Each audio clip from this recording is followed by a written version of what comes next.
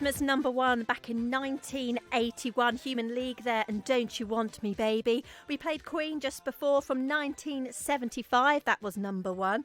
And I'm joined in the studio now by our studio guest. And I'm guessing, well, I know, you weren't born in the 80s, were you? I was not born in the 80s. So hopefully you recognise some of the music that we're playing this evening. So just tell us a bit, about yourself and, how did you get into radio and DJing? Was it the island that got you into it, or was it that period when you moved away to go to uni? Well, music had been a massive part of my life since, forever, really, since I was so young. And I moved away to study a degree in music, which I got, which was good. Good. And then I got into radio, and through that, because at the radio station that I'm at, it's very hip hop and grime, and we do lots of guest mixes all throughout the night, every night. I was around lots of DJs, and I just it was just an attraction to me, and I suppose because I love music as well, it just sort of naturally happened that way. So yeah, that's how I got into DJing. So before you actually went to uni, was it on your list of things to do, or were you looking at music as more from sort of like a classical side? So I was looking at music from more of a singer-songwriter side, right, so yes. more like guitar, being in a band, front singer, singing that way, which is what I wanted to do at uni. And then now it's very much changed for me. I'm more like the production side. I like to, you could, whether that's like singing on a track on beats or maybe a dance track or something like that. So it's really changed my whole perspective on music. It's different now.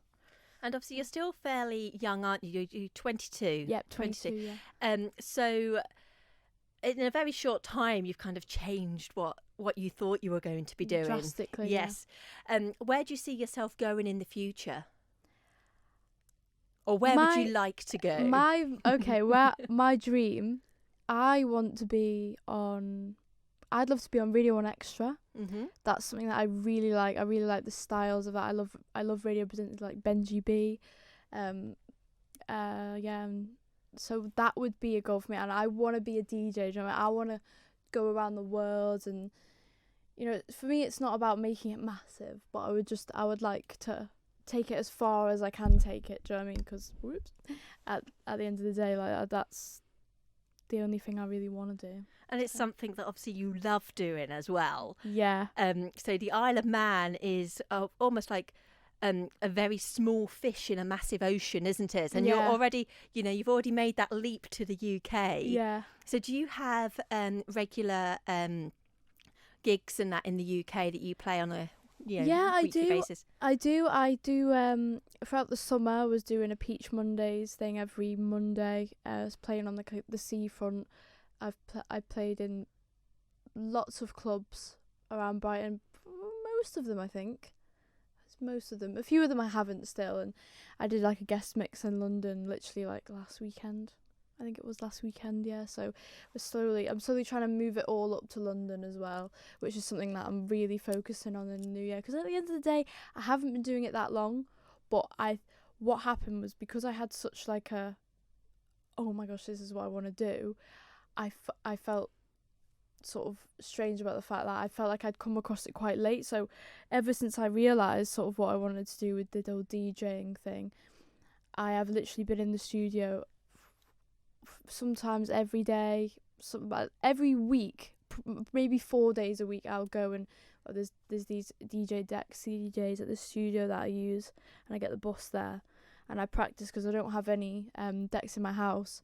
But that's sort of I try to now fill up all my time with it. And I feel like, in my humble opinion, I feel like I've come a long way for me in such a short amount of time, from not knowing what I wanted to do to now knowing and really push myself. And I had my first gig within a month of DJing. So. And I think one of the things that's really standing out for me is how passionate you really are about this. And for tonight's show, actually, rather than doing a mix, which is what we normally do with the local DJs, they do sort of a 15-minute mix in the second hour of the show, but all your equipment is back over in the UK, and it would have been a bit hard to, drag that on a flight. So what you've done for us tonight is you've picked out 3 tracks which mean something to you as a DJ. And we're going to play the first one in a few moments' time, but just tell us, about this track and why it's so special to you.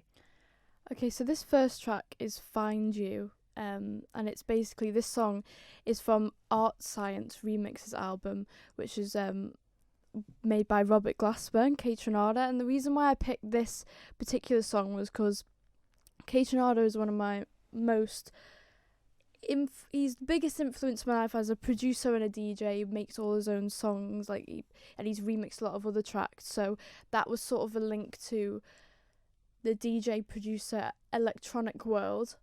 But then I also have Robert Glasper, who is a jazz musician, though in my opinion, in many ways he transcends jazz because he takes influences from so many things, and this album in particular is that it's the Robert Glasper experiment, which are a band, they experiment with loads of different songs and they make it their own. So because jazz is something that's been there throughout my whole life, even though I've had these many different sort of influences from other different music, it's been like a staple in my life.